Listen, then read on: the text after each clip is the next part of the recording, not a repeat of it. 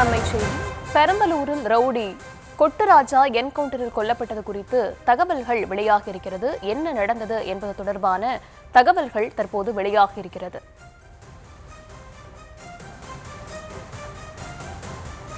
விவரங்களை தர இருக்கிறார் செய்தியாளர் துரைசாமி. துரைசாமி, இந்த என்கவுண்டரில் என்ன நடந்தது, முழு விவரங்களை பதிவு செய்யலாம்.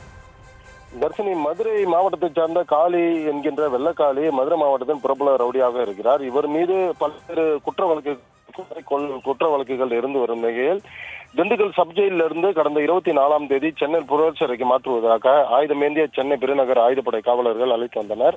இந்த நிலையில் பெரம்பலூர் அருகே திருமாந்துறை அருகில் உணவகத்தில் உணவு அருந்து கொண்டு இருக்கும் போது மர்ம நபர்கள் 2 காரில் வந்த மர்ம நபர்கள் 15க்கும் மேற்பட்ட நபர்கள் அந்த உணவகத்தின் மீதும் காவல்துறையினர் மற்றும் அந்த ரவுடி மீதும் நாட்டு வெடிகுண்டு வீசினர். இதில் பலத்த 2 காவலர்கள் பலத்த காயமடைந்தனர்.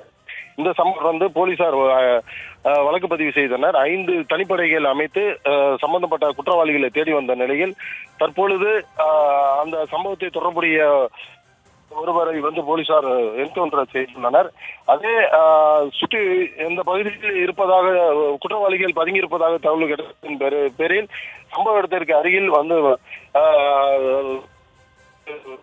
செய்து பார்த்து கொண்டிருந்த போது போலீசார் மீது, அதாவது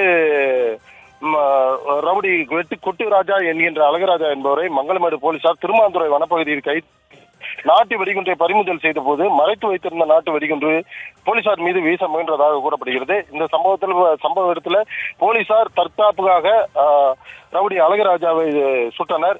இது சம்பவ இடத்திலே அழகராஜா உயிரிழந்தார். தற்போது தொடர்ந்து விசாரணையும் நடைபெற்று வருகிறது.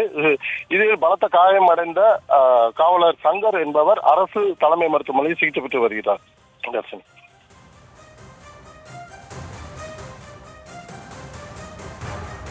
விவரங்களுக்கு நன்றி.